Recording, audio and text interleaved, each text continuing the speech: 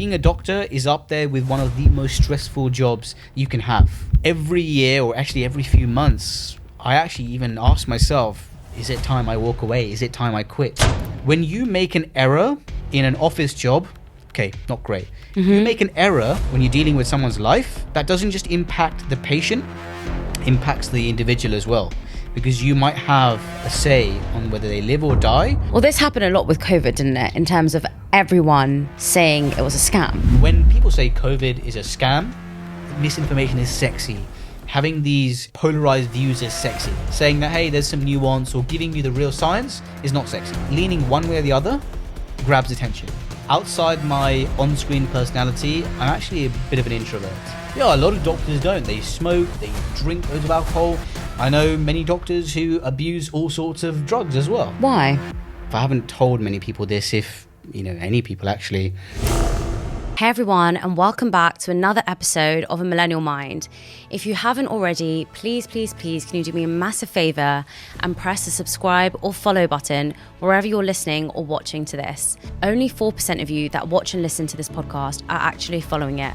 And the bigger the show gets, the bigger the guests get, and the bigger the experience gets too. Thank you so much for all of your support so far. Let's get into the episode. Karan, or should I say Dr. Karan?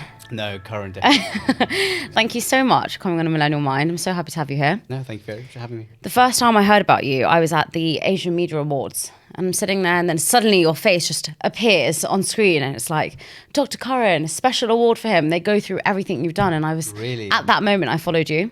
Wow. And I remember thinking, oh my gosh. And then only very recently, I saw you followed me back. So that's when I had the guts to ask you to come on my podcast. So funny story. But no, I'm really happy to have you here, because I think you're doing so many different things, and you've inspired so many people through different avenues you're going through. So I kind of want to start, because generally when you speak to people who are doctors, dentists in the medical field, they always tell me, well, I've always known I've wanted to be a doctor. Yeah. But you're Indian. So I have to ask the question, have you always known, or was it your parents? So the answer I gave in my medical school interview was a complete lie. I gave a standard textbook answer, I want to be a doctor forever, this and this, Yeah. and this is all my experience and taster weeks I've done or whatever. But the truth is, I didn't really enjoy the thought of medicine. Even though my mum was a doctor, I didn't enjoy all of that, the thought of all of that when I was growing up. But interestingly enough, I haven't told many people this, if, any people actually. I was in Mumbai. I was born in Mumbai.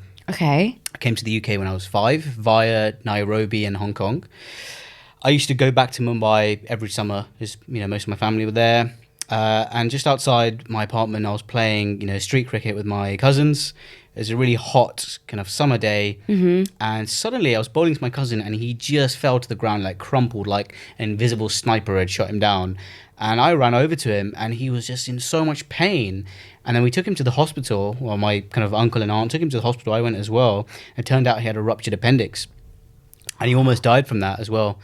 And at that point, I was like, oh my God. So you could say the, next decade or, decade and a half was me attempting to get revenge on the appendix. In a way, that was one of the triggering points.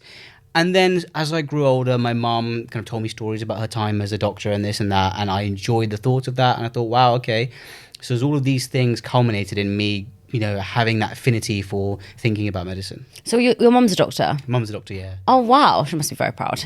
Yeah, well, you know what?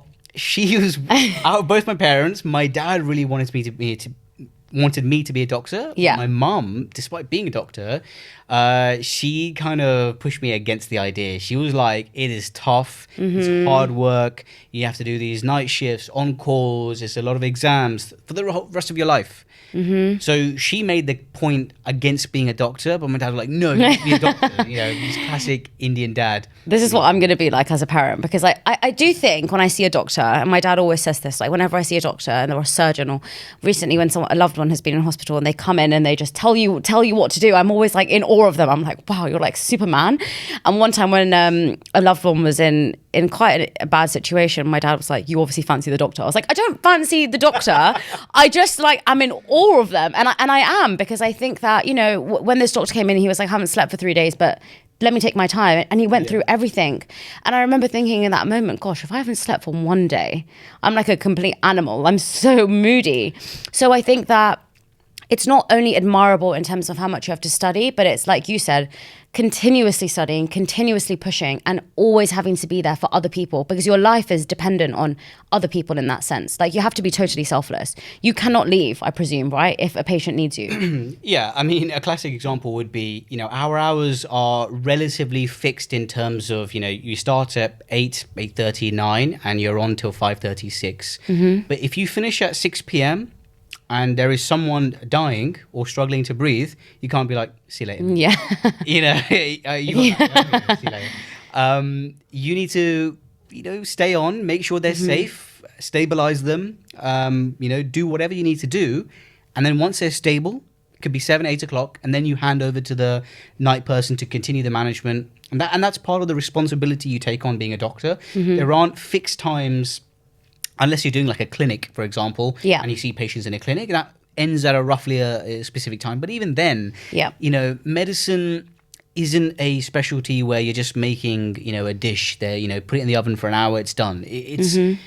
You're dealing with people, you're dealing with multiple variables, so you don't know when something will finish or what unpredictable event might happen. So taking into account those unpredictabilities in life, you have to be open to, missing dinners with your friends or meeting your family or your, family's birthdays and weddings and all sorts of things. That's part and parcel of being a doctor, unfortunately. It's not just around missing your friends' parties or just missing out on a social plan. There's actually something a lot deeper than that, which is actually there's a detriment to your own health as well as a doctor. And we've talked about that, and we will touch on that in a minute.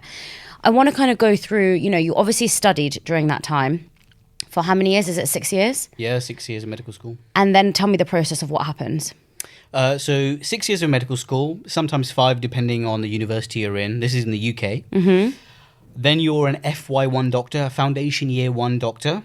And then you're a foundation year 2 doctor. And that's when you get your full GMC registration, the General Medical Council. So you're fully, licensed to be a doctor.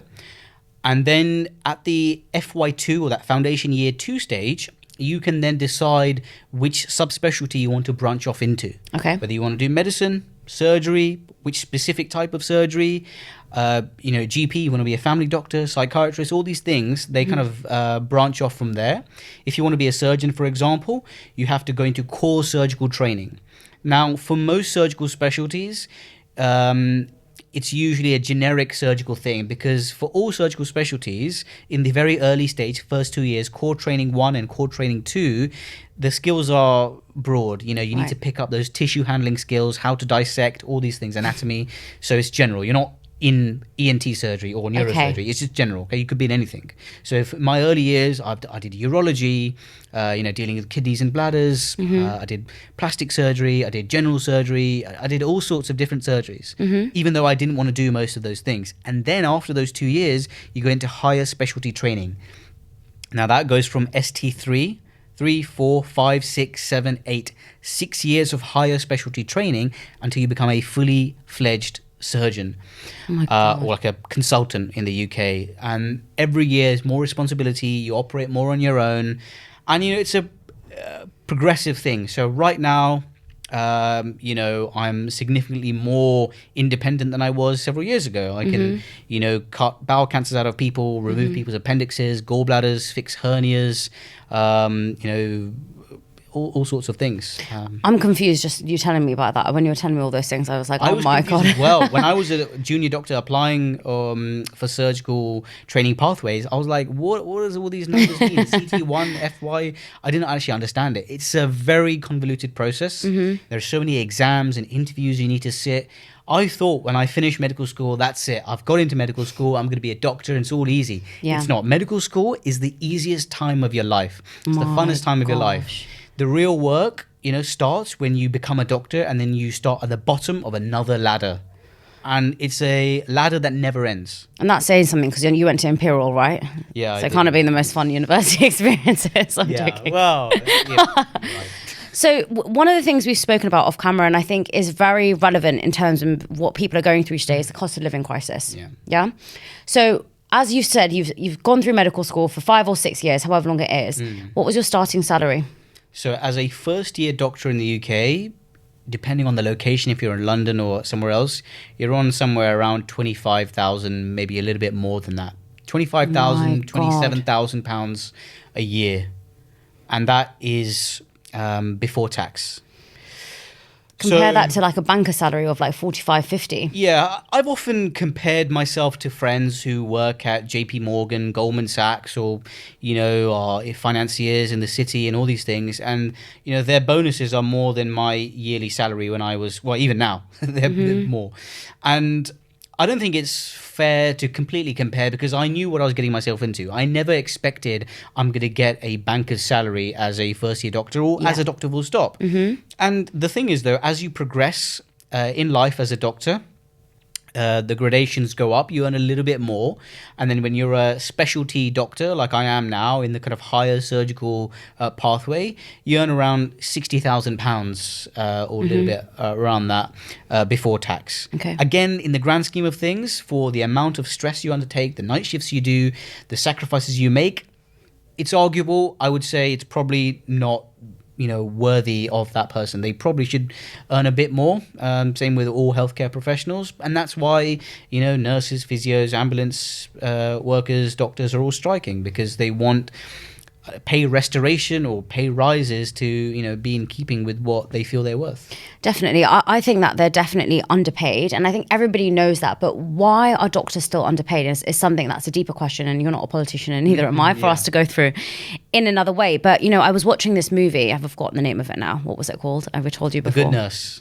This is why he went to Imperial and he's a doctor. Before we spoke, I told you about The Good Nurse. And for anyone who's seen it, you'll see in this movie a nurse who's struggling, going to work every single day, suffering from health problems herself, but she doesn't have that insurance because she hasn't worked at the hospital long enough. And then she goes home and she's a single mother, and then she's going through all this stuff at work. And it really made me step back and think, we really don't know enough around the people who are working to save our lives. Yeah. And, when you compare our health system to America and things like that, we are so lucky. We don't have to think about calling an ambulance if we have to pay like a £2,000, £5,000 bill. But, mental health is something that I speak a lot about on this podcast. And it's something that I know people are struggling with in the NHS. So talk to me a little bit about that.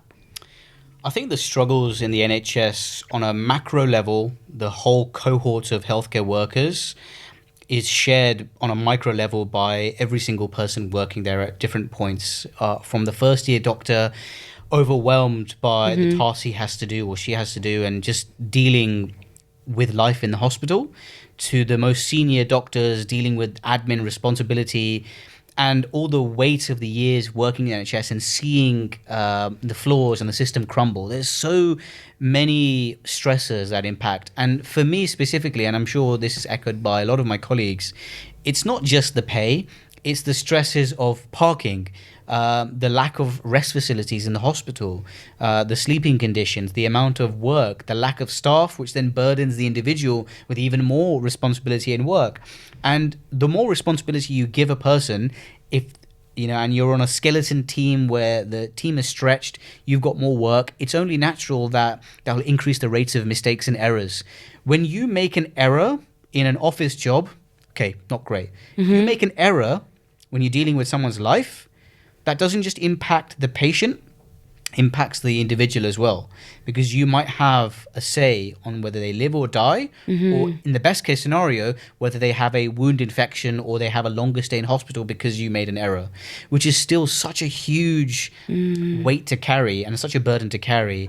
But even aside from that, just doing shift work, not sleeping well, stress contributes so much to mental health worries. And I've said this before and I'll say it again.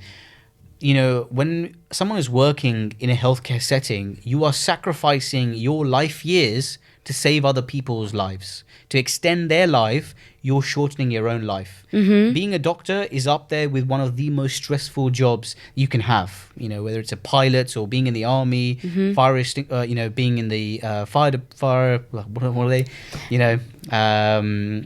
So I think all of these factors contribute to making it a ridiculously difficult job to deal with. And every year, or actually every few months, I actually even ask myself, is it time I walk away? Is it time I quit? Wow. And I've constantly said that to myself. And during the pandemic, those kind of 2-3 years, I said that to myself more times than ever. Like, do I need to hang up my boots here? Am I done? Like, it's really getting to me now. I'm close to burnout. What's getting to you? I think it's everything. It's the stress of the job, not being able to have a work-life balance, not seeing my family enough. During the pandemic, I think it accentuated my fears and the worries I had about the job and how it impacted my life. I didn't want to go into work and then come home to my parents and potentially myself have COVID and then go to my parents' house. Mm-hmm. So, I didn't want to, be at home a lot of the time and then not seeing my parents. I'm an only child.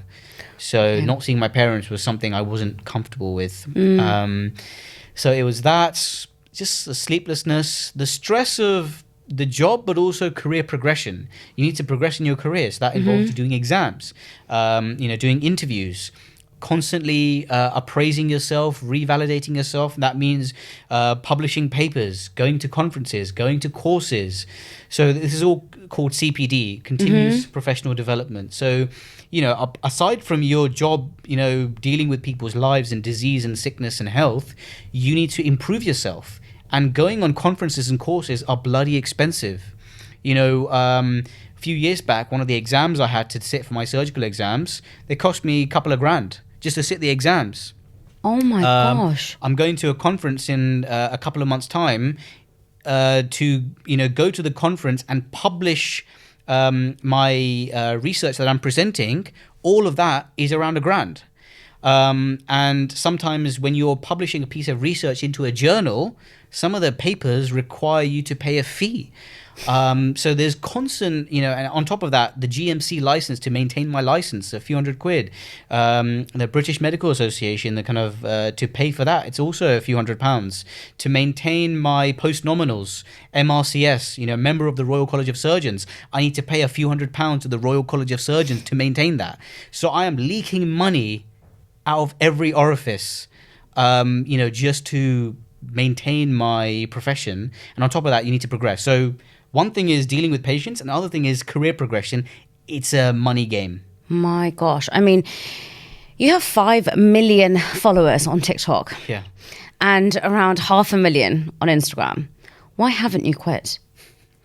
You have another avenue. I'm not encouraging him, by the way. I'm just asking the question, because a lot of people in your position don't necessarily have another avenue. Where do they go? Where do they start? But social media is, I guess, a little bit of a phenomenon in the last few years where you can make probably, thousands and thousands of pounds without having the so-called stress, because every job is stressful, which is why I did the inverted brackets. Yeah. I mean, the thing is, there is a lot of money to be made in social media. And I've been offered multiple opportunities by various brands, from vitamin gummy companies to supplement companies to probiotic companies to massage guns. All sorts of different companies on a daily basis reach out to me saying, can you promote this product for X amount of money? And if I said yes to all of that, I would happily 10x my NHS salary on a monthly basis, and I could live a great lifestyle. But realistically, all of these things don't align with my principles. And I'm not sitting on my high horse saying that, I'm too good for, all of these things. It's just a conflict of interest, because if I say one thing, because my account serves to educate and entertain as a bonus. So if I'm saying that this supplement is bullshit, or, this doesn't work, or I debunk something and then promote the same thing I debunk, Definitely. Where's my credibility? It's in the wind. So I say no to, essentially all of those things.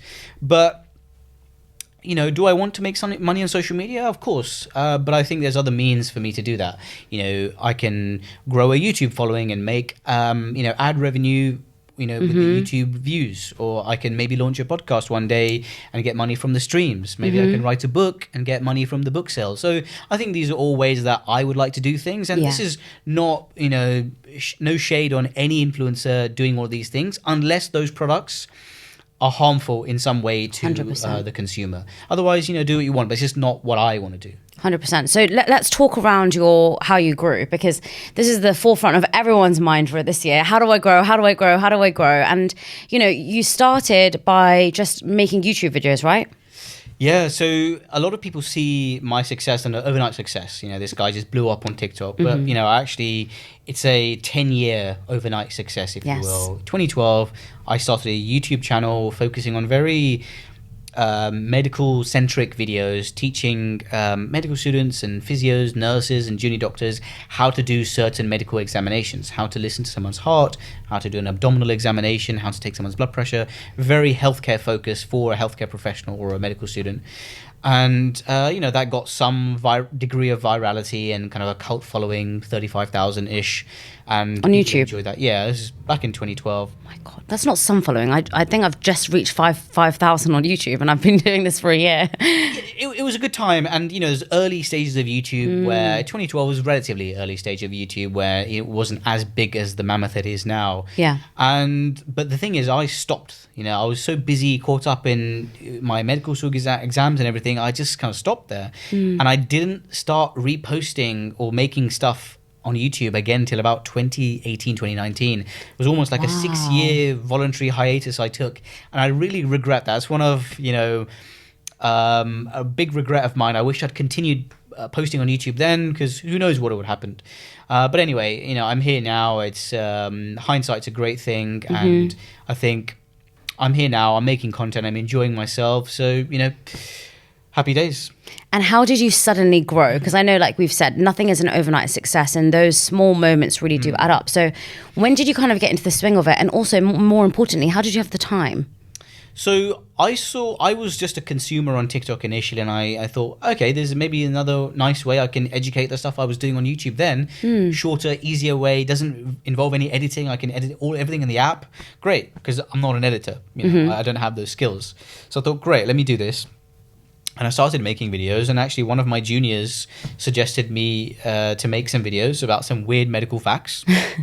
And I made a series of weird medical facts. Like every day I'd post 1 or 2 videos, weird medical facts. Like, did you know that the human body has more microbial cells than human cells? And, just interesting facts like that. And I posted that, and people just really enjoyed it. And this also coincided with a time where, the pandemic and COVID and people taking a greater ownership and interest in their own health and science. Science suddenly in 2020 became sexy. So it coincided with my kind of rise on TikTok. And then obviously the COVID vaccines and misinformation and the pandemic, and I made content around that, and that also, highlighted some degree of authority and expertise where I was able to debunk certain things. So all of these things, it was just synchronicity. It was all the stars aligned for those things to happen, based on also my experience of doing videos 10 years ago. That helped as well in terms of how to distill information to make sense.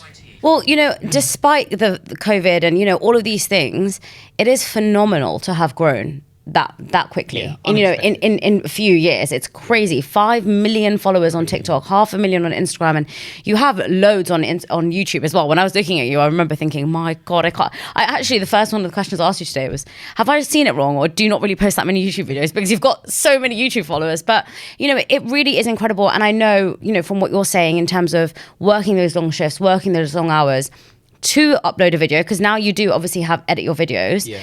To do that is hard. I find it really difficult, and I do this full time now, so I know that it's really tough. So talk me through one of those days where you really felt it was really overbearing during work, and also trying to manage this at the same time, because you're almost managing 2 jobs. Yeah, it's definitely 2 jobs. And when I wasn't really doing social media, I always had this attitude that social media would be such an easy job, and I'd love to be a content creator and just make stuff. And I had this dismissive attitude that it's an easy thing. But then now I don't like to call myself a content creator. I mean, I'm an educator and I make videos, and actually I realize how difficult it is being a full-time content creator or anything like that, because there's so many variables that go into it. Coming up with content, recording, you're your own producer, videographer, sound person, editor, everything, and your own marketing person. You're doing multiple roles in one, and a whole team could do that, and that is several hours a day. Yeah. And then to make it good, that's even more. And when you grow a following, whether it's 10,000, 100,000 or a million, the demands are even greater because you 100%. feel a responsibility that you need to keep doing content. And it needs to get better and better and better. You need to keep upping your quality and quantity sometimes. So, I'd finish a shift, I'd come home 6, 7 p.m. and I'd feel this urge like, oh my God, I haven't posted for 2 days. I need to post something to keep up the momentum, right? And that is quite stressful. Okay, how do I balance going to the gym, seeing my family, looking after my dog, and also sleeping and eating, washing the dishes, and also relaxing and making content? It's a tough ask. And I think TikTok, in a way, it's been easy just to make quick 30-second content. And luckily, a lot of my content is science medical based. So I can see something and I can immediately think, okay, that's not right. And I can just make a quick 30-second duet where I, just basically comment on the video, narrate on the video, and give my medical opinion on that. So that's an easy, low-hanging fruit for me just to do, boom, that's done. On days when I'm off, I've got more time. I can structure some nicer content where I, record it on a camera and edit it. That will take longer, half an hour maybe. And, when on my off days, I can do that. And I can meal prep content. I can make 4 videos in one day and I can use that for the following few days. So that's the kind of style I go by. I think a lot of people, though, initially think, I have to have a fancy camera, or I need to have everything lined up, or, I need to have everything in order before I just start. And my biggest piece of advice to everyone is just start. You never know where it's going to get you. Everyone has an iPhone now. An iPhone has great camera. Just record on TikTok. And I think the thing I love most about TikTok is you can literally have no makeup on. Well, not for you, but for me, you can literally have no makeup on, have your hair in a bun, be sitting in a gown and say something, and it could go viral. Whilst on Instagram it is a little bit more aesthetic, you have to think about everything a little bit more, but TikTok is so raw like that you can just say something, someone can really resonate with it, and it can just blow up, which is really powerful. So, obviously trying to manage all of this stuff at the moment, my initial question to you is, why haven't you quit? You have an avenue, you have another income stream, why haven't you moved? So, I really love surgery. I love medicine. I love looking after people. I love dealing with other doctors, nurses, and the healthcare staff, the community, and that kind of interaction. It's quite strange because I would say, outside my on-screen personality, I'm actually a bit of an introvert. I like just being at home with my dog. But the exception to that rule is when I'm in the hospital. I'm surrounded by people. I like that atmosphere and community. And that's, one of the things which I loved when I was shadowing people when I was a medical student, when I was, even before medical school, shadowing at my local hospital and GP surgery. I loved that buzz and that environment, and TV shows like, Scrubs. I really loved that. And I was like, I want to be in that environment, and all these in-jokes and dark jokes that doctors have with each other. I just loved all of that. And even just from a technical skills point of view, I love seeing the anatomy and operating and improving myself. So a year ago, I couldn't do that. Now I can do that operation. A year ago, I was, or 2 years ago, I was assisting someone doing that bowel cancer operation. Now I'm doing the bowel cancer operation. Seeing that progression in yourself, all of these things, I just love it. And I don't think I could leave that behind totally. So the impact that medicine has on my physical and mental health is something I need to, take into consideration. And that would be the reason in maybe a decade or whenever I hang up my boots, because then I would feel I would have had my fill of doing good, improving myself, and then maybe calling it a day in however many years' time. But for now, I want to, try and juggle both. And I think juggling both comes with its own challenges, right? Because I know, like you said, you're kind of going through that, you're managing this. At some point, it must feel that one outweighs the other a little bit. So, one of the things that I really love about you is you really stick to your values. And I speak a lot on this podcast about how we should post for value instead of posting for virality. Now, recently you uploaded a video saying how you turned down a paid partnership around a particular product. Yeah. Because you believed it was bullshit. Talk to me about that. Yeah, so I get a lot of cold emails and emails from brands and influencer marketing companies or whatever trying to, pitch me for various brands or products. And I say no to essentially every single one of them because they don't align with my principles, my values. I can't say one thing. So the example is a couple of probiotic companies in the same week approached me and asking if I could promote their probiotics. I don't know how they got in touch with me because I'd actually made a YouTube video completely ripping into probiotics, and maybe they searched by hashtags and saw Dr. Probiotic hashtag, let's approach this guy, without actually viewing the content and saying, no, this guy's bashing probiotics, not, glorifying and supporting them.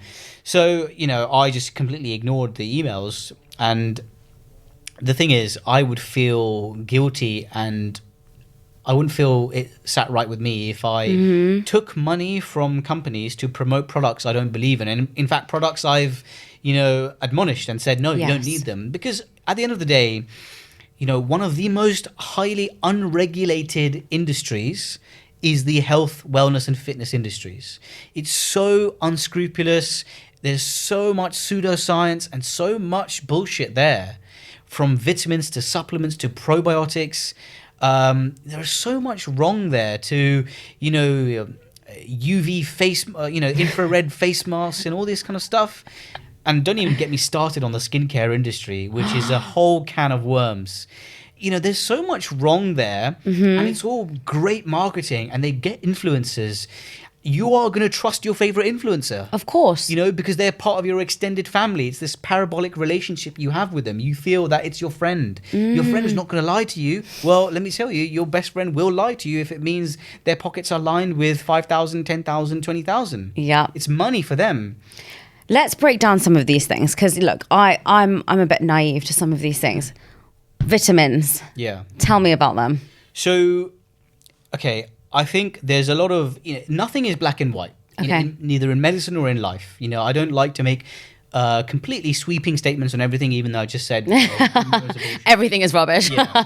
So the nuance there is that, for most people, you don't really need these multivitamins. The vitamins I sometimes take magnesium because I've done some research on it and I thought it can be a low-hanging fruit to just optimize my sleep hygiene.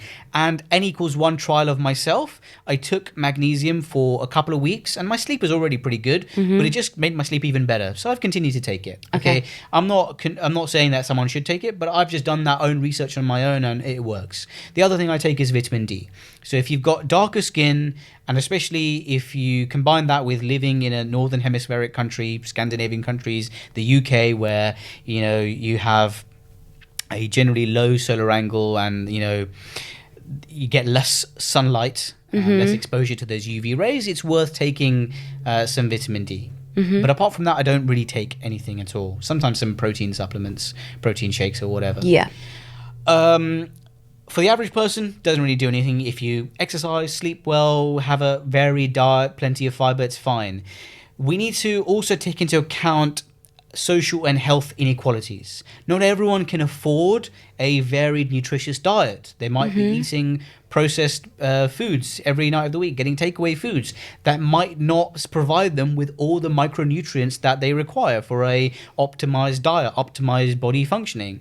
So in those cases, they may benefit from the odd supplement just to boost those levels. Yeah. But also, in very simple things, you can gain most of the vitamins you need. You have like some strawberries or an orange. You get all the vitamin C you need for that day pretty much from, eating a few pieces of fruit a day or whatever. You get all of those nutrients. On top of that, if you're also taking supplements every day, if you look at the back of those supplement, the ingredients list, it will say all sorts of things like, it will have over 100% of zinc, over 100% of vitamin C. It does say that.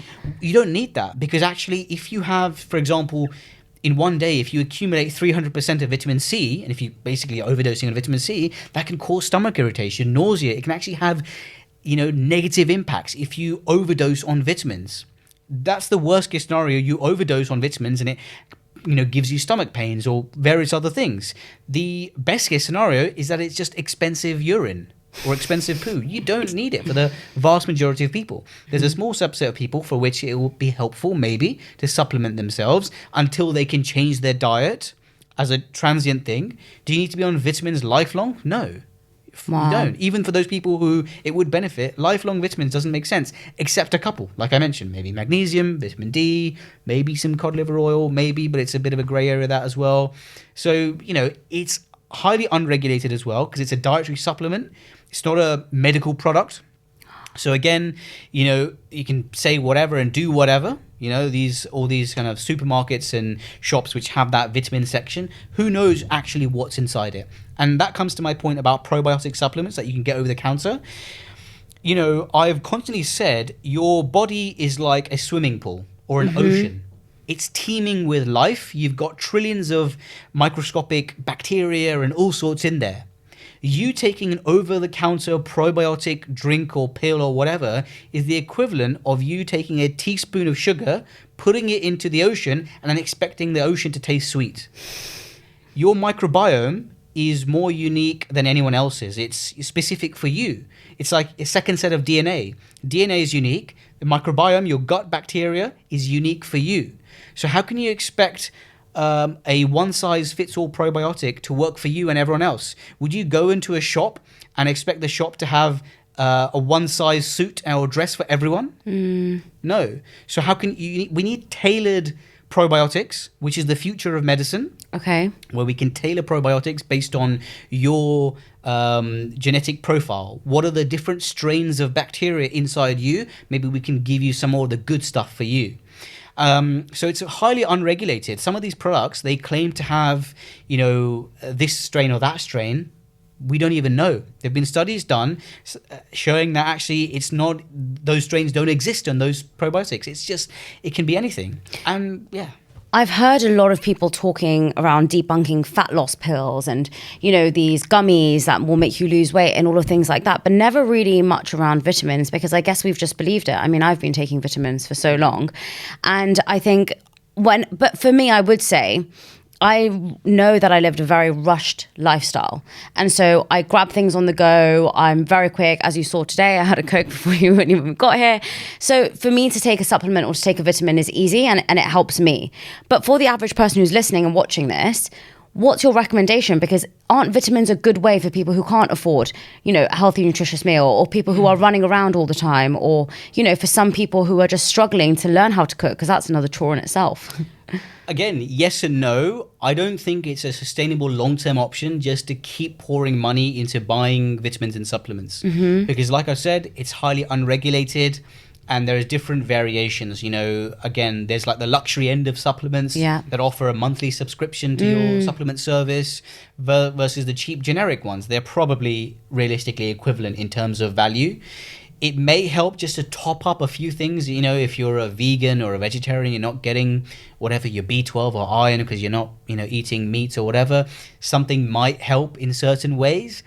But again, the kind of tagline, the overall, TLDR is, if you're not deficient in a certain vitamin, you don't need vitamin replacements or supplements really. Mm-hmm. Because when are you going to make the change in your own life to not rely on vitamins? When are you going to say, okay, I'm going to now have a normal diet? You don't need to cook fantastic meals. You just need to have more of a basic understanding of what foods contain what, and just, make sure you get it in. And the foods themselves, they'll contain the appropriate mix of vitamins, which will be beneficial. So there's a lot of people online who claim to be nutritionists, doctors, I don't know, in the healthcare sector. Yeah. We see a lot of them on TikTok. I'm a registered this and I'm going to help you how to lose 10 pounds in 1 minute. So there are a lot of people like this who are also unregulated on TikTok and things like that. So tell me some of the craziest things you've seen.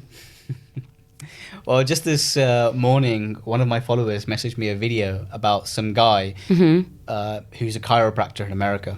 And he said, someone asked him a question off air, like, hey, Doc, what's the best way to boost your testosterone and low sperm count? And he's like, got this smirk on his face. He's like, well, you need to ice your balls. I'm like, wow, that's a video I'm going to make now. I'm going to make a video about that. And, from that to eating raw testicles, Yeah. period face masks, perineal sunning.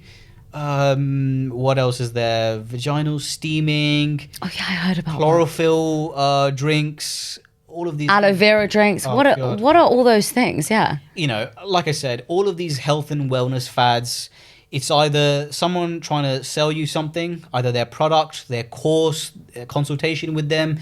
Someone's trying to sell you something. Anyone uses buzzwords like hormones optimized, balanced, talking about hormones in a weird way, trying to sell you some weird fad, talking about gut imbalances, mentioning things like leaky guts, or talking about parasite cleanses.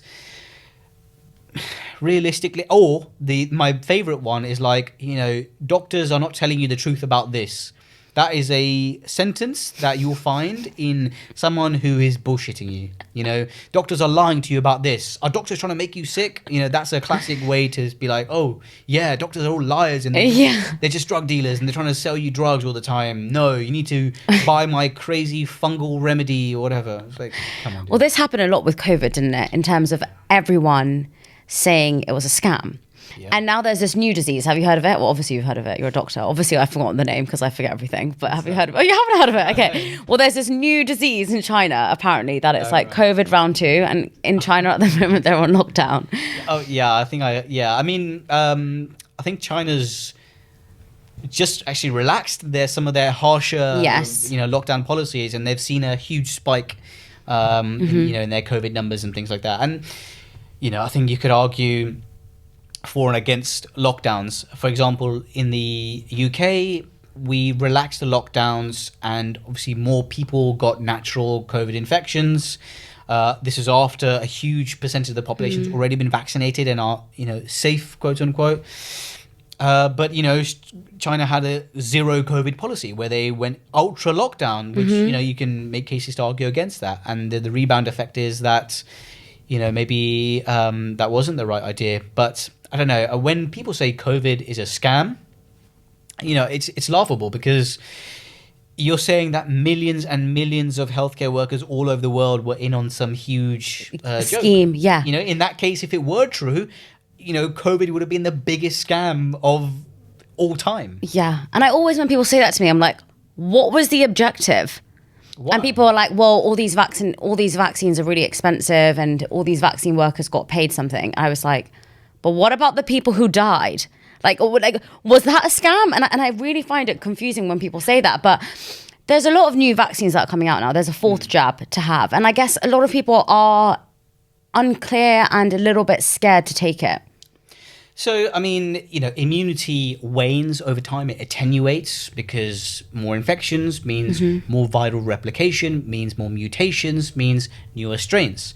And newer strains are more effective at, making the vaccines less effective or evading, immunity in certain ways. Not to say that, your existing 2 or 3 previous vaccines aren't effective. They'll just be less effective now, because of the new strains, because it will find different ways to bypass your immune system. So that's why you need sort of vaccine boosters. And we've had that for various diseases in the past. And the thing I find strange about all this comments I used to get when I was talking about the COVID and the vaccine is, oh, you've been paid by Big Pharma. I've not, but I would love to. What, to promote something that I actually believe in? Yeah, hell yeah. Why don't you give me some money? And I will promote something I already believe in. And that's the same mentality lots of my co-workers felt like, yeah, I wish they paid us so we could promote something that actually works. And the thing is, right, the technology, the mRNA technology, from the COVID vaccines that's been kind of worked on over the last couple of years, that's now had implications in helping us now make vaccines against cancer, HIV. So the vaccines weren't just for COVID. The technology and the understanding and the science for that has been repurposed for various other things. I guess people's hesitation, though, is specifically around one day we're saying it's safe for pregnant women. The next day we're saying it's not. One time it's, okay, we need 3 boosters. Now we need 5. So there is a lot of miscommunication, people would say. Yeah. So yeah, I mean, I'm not going to sit here and say that the communication from the top-down level, from authorities, institutes, and governments were always spot on. You know, in fact, in many cases it wasn't, and Yeah. we even saw examples of our politicians who supposedly we're meant to be able to trust breaking their own rules. Matt Hancock in the UK breaking lockdown rules, Yeah. which is ridiculous. And people are dying. And then now he's in I'm a Celebrity, trying to, get forgiveness. So I think, that's hypocritical for us to sit there and say, do this, but then, the people in charge are breaking their own rules. Having said that, science is not a black and white thing. It constantly changes as our understanding changes. And COVID was new. It was a novel coronavirus. People didn't understand its full etiology and pathology and how it can progress. We're still getting to grips with things like long COVID. How can COVID still have long-term effects on the brain and various body systems? So it's an evolving science. And that's the beauty of science, that something that you say today can be wrong next week. Medical textbooks are constantly out of date as soon as they're published because we're always evolving. For example, just recently, we uncovered a new structure in the brain that we didn't know, a new membrane in the meninges, which is fantastic. We thought we know everything about the body. You think we know everything top to toe inside us. Last year or a couple of years ago, we found a new organ in the head. Around the nose area. So there's constantly new things being developed that we didn't, it surprises us. Similarly with COVID as well, our understanding of it is evolving. So the advice and guidance will slightly change as well. But I agree, miscommunication has been rife throughout the pandemic. I think what's really tricky around social media as well, how amazing it is that it provides us with so much knowledge, it also provides us with a lot of misinformation. So there are people like Katie Hopkins, do you know her? Yes. Her whole account is basically being cruel about Harry and Meg. I can't even say their names. Yeah. Being cruel around Harry and Meghan, and then just talking around how we shouldn't wear masks and we should go outside during the pandemic. I remember watching that and thinking, people surely aren't believing this, but there are a lot of people who say, I'm never getting the vaccine. I don't care about wearing a mask. This is all a scam. And they just want our money. And what's hilarious is no one had to pay for a vaccine. Yeah, no, it's, free. No one in the UK had to pay for a vaccine. The thing is, right, there are all these proponents of misinformation. So one of the legends of misinformation is Andrew Wakefield. This guy was a doctor, and he was involved in publishing this huge paper on a link between autism and MMR vaccine. Right. And it was published in The Lancet, which is a huge, high-impact, top paper, even now.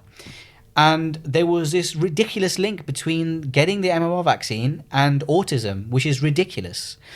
And obviously that paper was retracted once, that was completely debunked. And this guy obviously lost his medical license, but he still promotes anti-vaccine ideologies, and he is a verified celebrity in the anti-vax circles in America. He's moved to America, and he still, gives talks in these anti-vax conferences and stuff, and he's a huge player over there. And a lot of people, even though they don't believe in this anti-vax ideologies, they see it as a way that they can grow on social media and grow their presence by jumping on that bandwagon. How interesting. Get some virality and traction because they know it will be... Misinformation is sexy. Having these really polarized views is sexy. Talking normally, saying that, hey, there's some nuance or giving you the real science is not sexy. But leaning one way or the other grabs attention. How interesting. See, I would always feel fearful of that. Sometimes when I think I'm too on one side, I'm always like, oh God, are people going to think I'm too on one side? But you're right. I think a lot of people are just promoting things, sharing things because they want to get clickbait, right? Yeah, that's it. And one of the things that I've really found powerful you speaking about is, we are all obsessed as women. And look, I'm definitely a victim of this with having flat abs. Okay, if you've asked me when I was younger, the one thing I wanted in life was to feel confident when in a bikini on the beach and to have a picture when my stomach was flat. Now, talk to me about women having six packs, because this is another thing that has been glamorized in the last few years, and this kind of like strength is sexy. You know, now we're kind of moving back into this heroin chic is sexy, which is ridiculous. But all of these headlines are kind of circling back to like the 2000s, where women who are really, really skinny look amazing. But still, we are seeing this obsession with women's stomachs, women's abs. Is it actually healthy for a woman to have abs?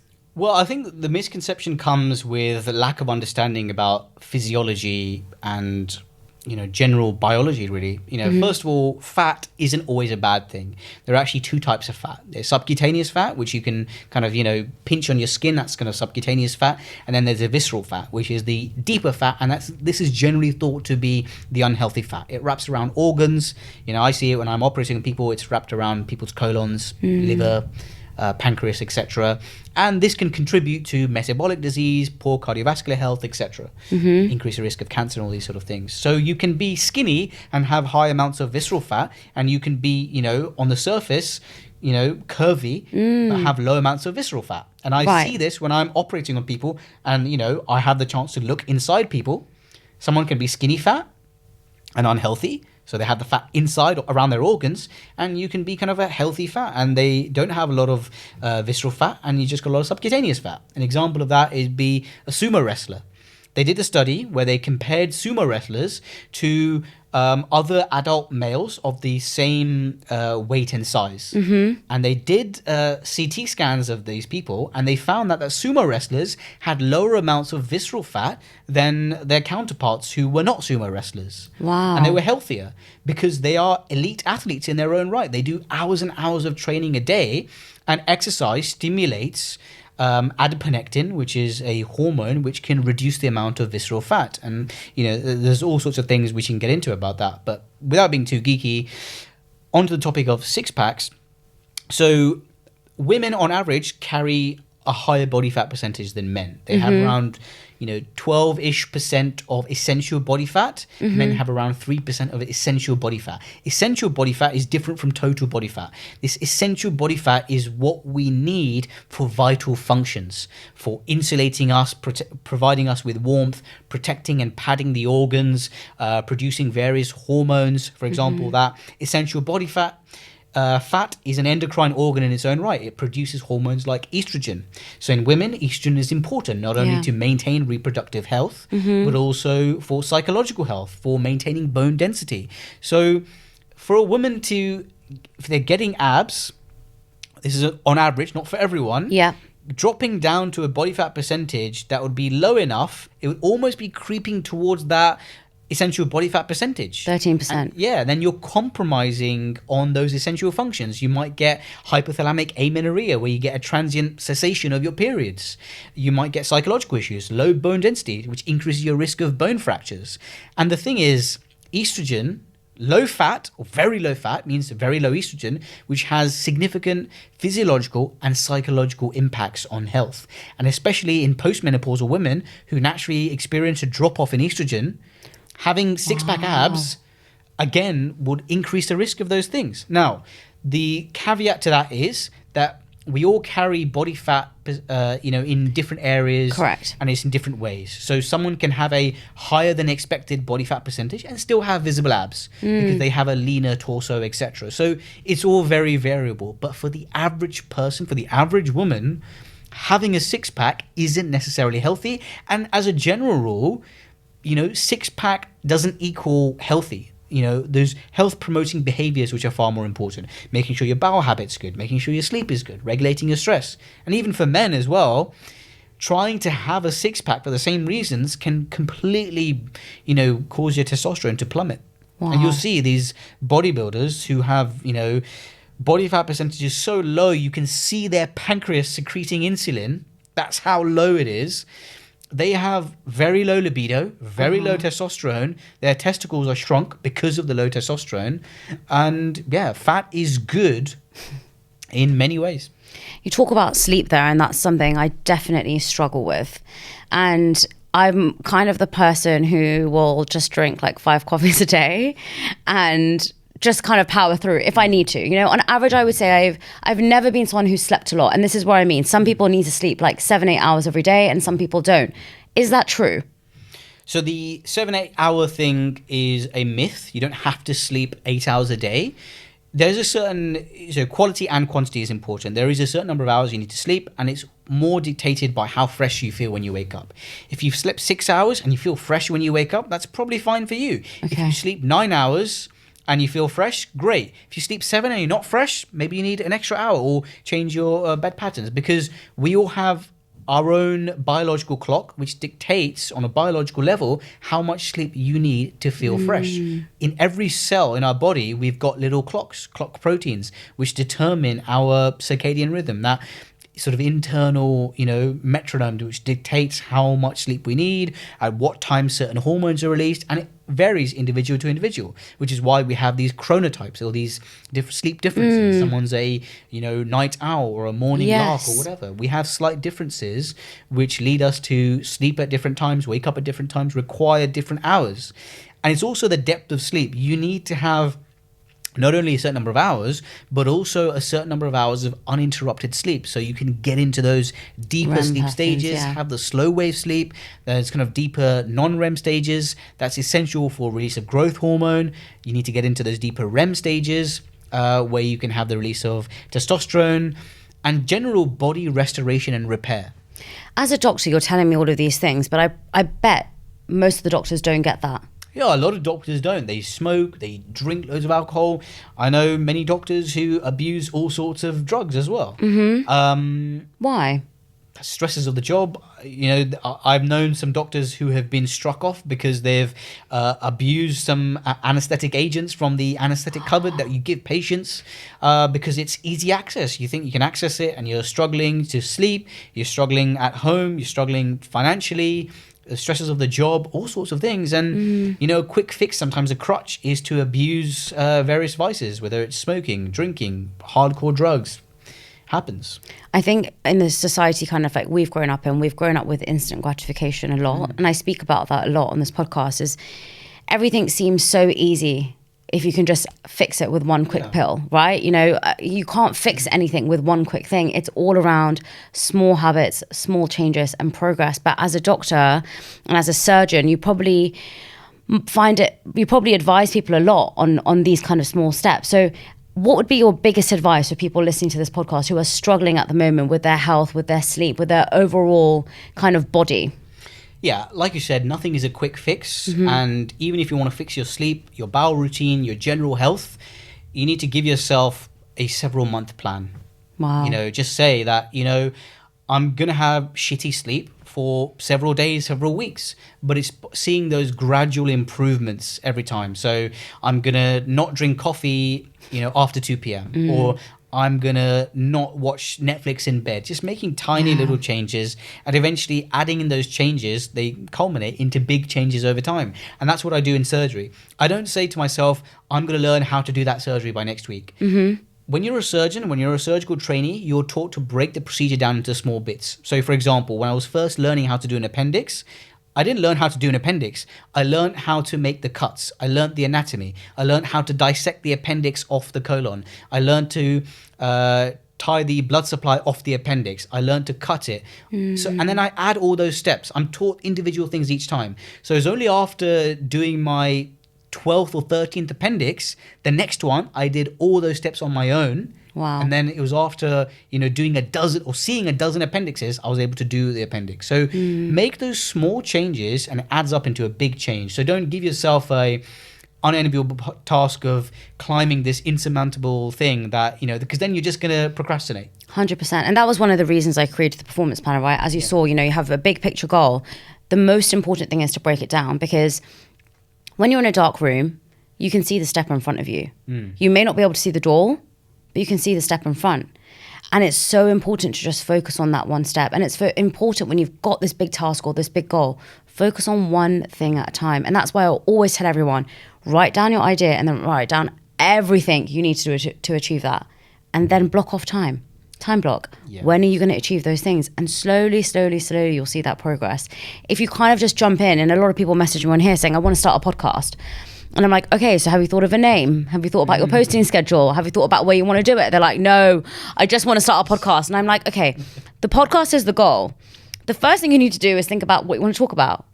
What's your name going to be? Where are you going to release it? And it's these small things. Once you get that, then you're closer to starting a podcast. Yeah. But it's all about breaking things down. And I really believe in the power of that too. It gives you momentum as well. 100%. If you complete a small task, like whether it's 100%. washing the dishes or you're going to the gym, for example, you know, you don't need to think about going to the gym. You just put your gym clothes out. Exactly. And that just encourages you a bit more to, okay, yeah, it's easy. I'll just go to the gym. Make it easier to then do the next thing. 100%. That cue, craving and reward is really, really important.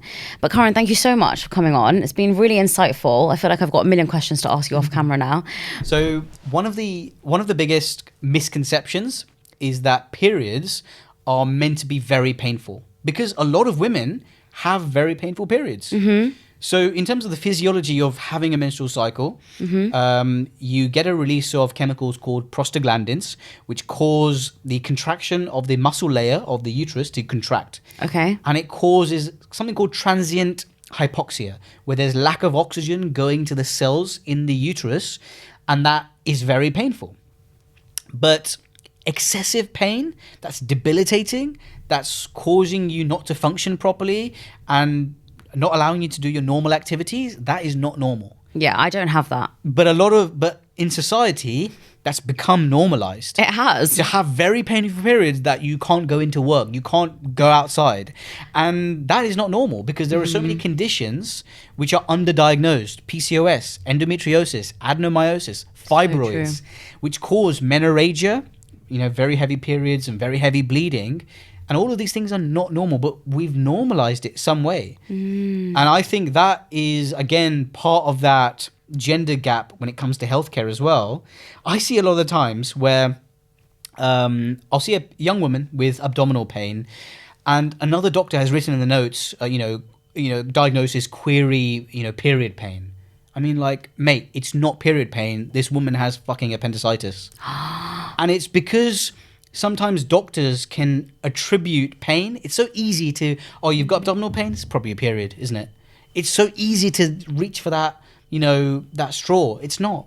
We need to think outside the box, because you've got so many organs. It can be other things. Yes, periods can be a thing, but it could be other things. And also, endometriosis. Yeah. I'm not a gynecologist, but I deal with lots of young women who come in with abdominal pain, recurrent abdominal pain. After I've excluded other things, it's not their colon, it's not their appendix. Could it be endometriosis? They've had 3 admissions to hospital in the last 2 months with this pain. And endometriosis, it's so underdiagnosed, and about 10% of people have it. And in the UK, and I think probably worldwide as well, to get a diagnosis of endometriosis, it's an average of 7 to 8 years to get a diagnosis of it. So why is that happening? Is because we're probably not, taking into account that it could be these things. We're just brushing off, oh, it could be period pain, it could be this. But that's probably because there's not enough time for people to see. There's not enough time, there's not enough tests being done, and unfortunately doctors, and I will hold up my hands, I've made mistakes in the past, don't know enough about women's health. It's probably not taught enough in medical school. And also the gold standard for a lot of diagnosis for these gynecological conditions require sometimes an operation. You need a diagnostic laparoscopy, a camera test, to diagnose endometriosis. That's the gold standard, because you can have a completely normal MRI or ultrasound scan and you can still have endometriosis.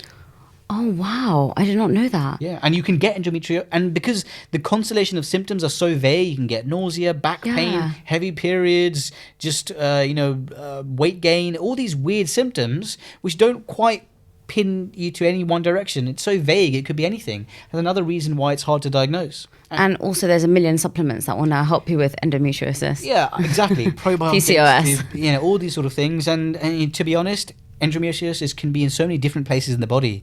I've read case reports of people having endometriosis in the lung, which is crazy.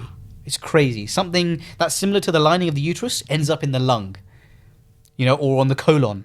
And I've dealt with cases in surgery where we've had to scrape endometriosis off someone's rectum. And why have they had this abdominal pain and rectal bleeding for months? Oh my God. Because they've had endometriosis. My God. Yeah.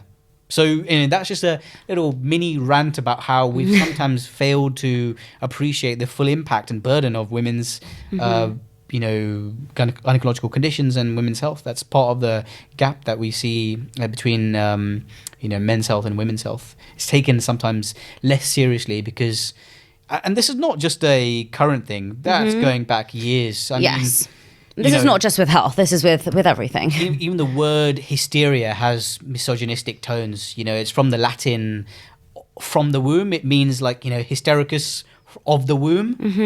And then it got almost mutated into this word of hysterical and crazy because the womb wanders. People used to think that the womb could wander around the body. Wow. So, based on that, lots of mental health conditions in those asylums back in those days, those asylums where all sorts of crazy things happened, women who had mental health conditions were subject to all sorts of torturous things because of lack of understanding of women's health issues. Oh my God. Yeah, it's crazy. And it's still continued now, but it's more of like a polished approach. Like, oh, she's got abdominal pain. It's probably periods, or because she's just exaggerating. Probably pain from the coil or from contraception she's on, or Mittelschmerz, middle of the period pain, and it's easy to overdiagnose someone with that. Correct. Because you don't have to think beyond. Oh, maybe she needs some more tests, and I don't know. Maybe we need to give her a bit more attention. Yeah, pretty much. Yeah. But thank you so much for coming on. Thanks for having me, Shivani. Everyone, and thank you so much for listening and watching this podcast. Wherever you're listening or watching, if you could please press the follow, like, and subscribe button, it would really mean the world to me.